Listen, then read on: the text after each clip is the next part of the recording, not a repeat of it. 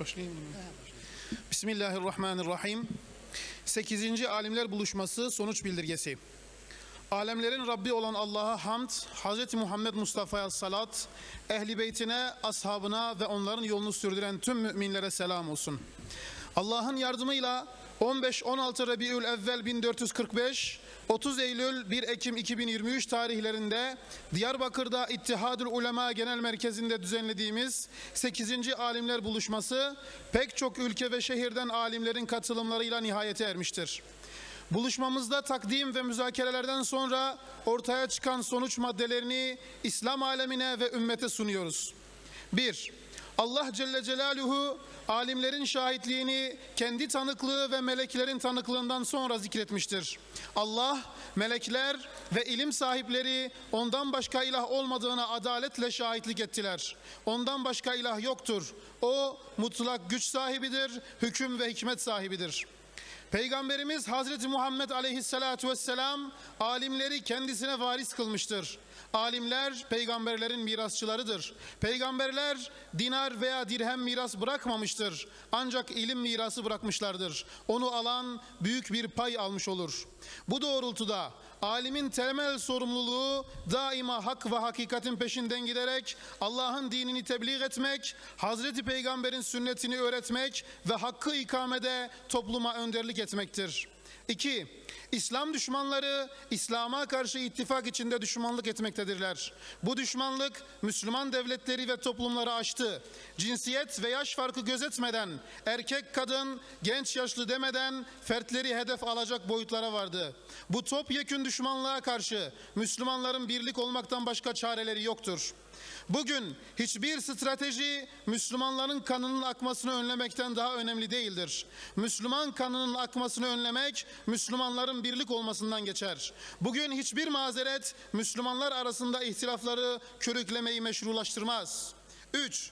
Allah Celle Celaluhu şöyle buyuruyor: sizin bu ümmetiniz tek bir ümmettir. Ben de sizin Rabbinizim. Öyleyse bana ibadet ediniz. Siz insanlar için ortaya çıkarılmış en hayırlı ümmetsiniz. İyiliği emredersiniz, kötülükten alıkoyarsınız. Sadece ümmet değil, bütün insanlık vahyi dışlayan, vahyin rehberliğine isyan eden çağdaş küfür tarafından gün be gün felakete sürükleniyor. Buna karşı Müslümanlardan başka sesini çıkaran kimse kalmamıştır.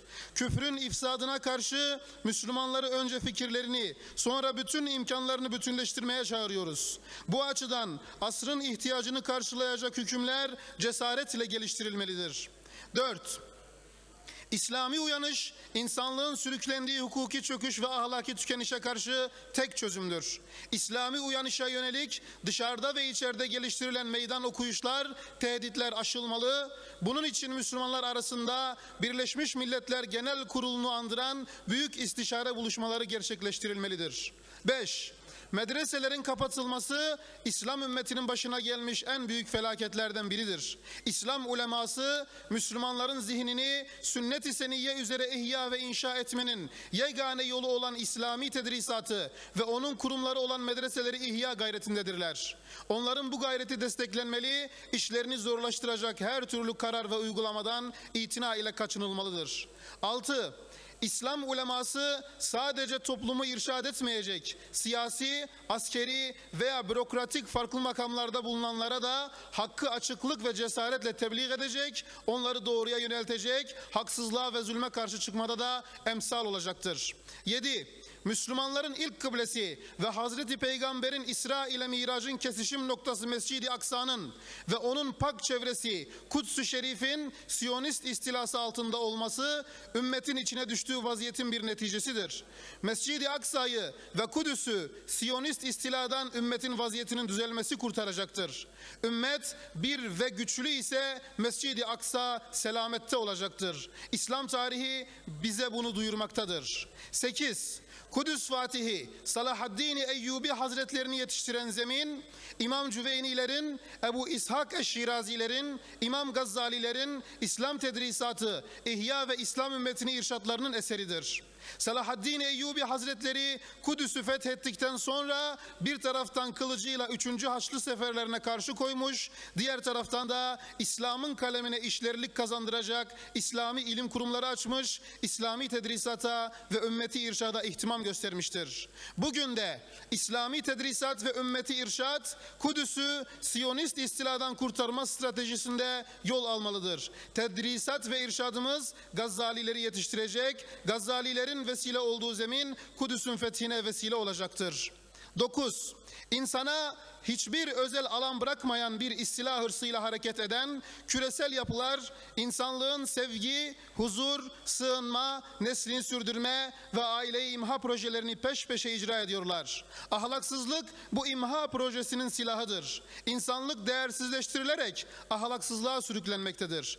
Ahlaksızlık ile kula kul edilmektedir. Bugün ahlaksızlık bireysel bir zaaf olmaktan çıkmış, politik bir silaha dönüşerek insanın hürriyetini elinden alma ve dolayısıyla insanı köleleştirme aracına dönüşmüştür.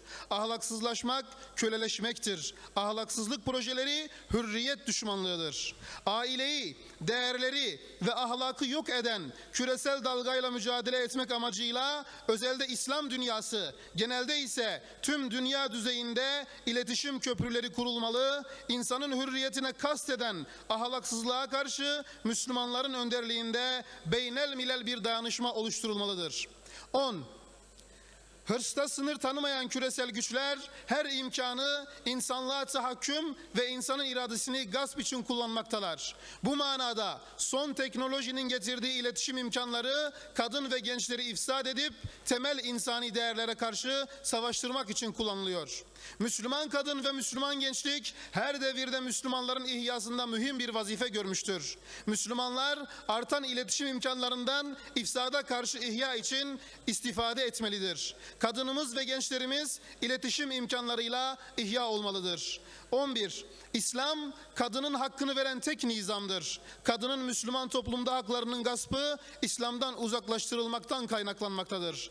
Müslüman kadının statüsü ihya edilmeli, İslam'ın kadına verdiği miras gibi maddi haklar için fiilen mücadele edilmeli, aile bireylerinin her birinin hakları ve görevleri arasında dengeye ilişkin hükümleri ebeveynlere ve toplumun tüm kurumlarına kavratacak bir tedrisat ve irşad programı geliştirilmelidir.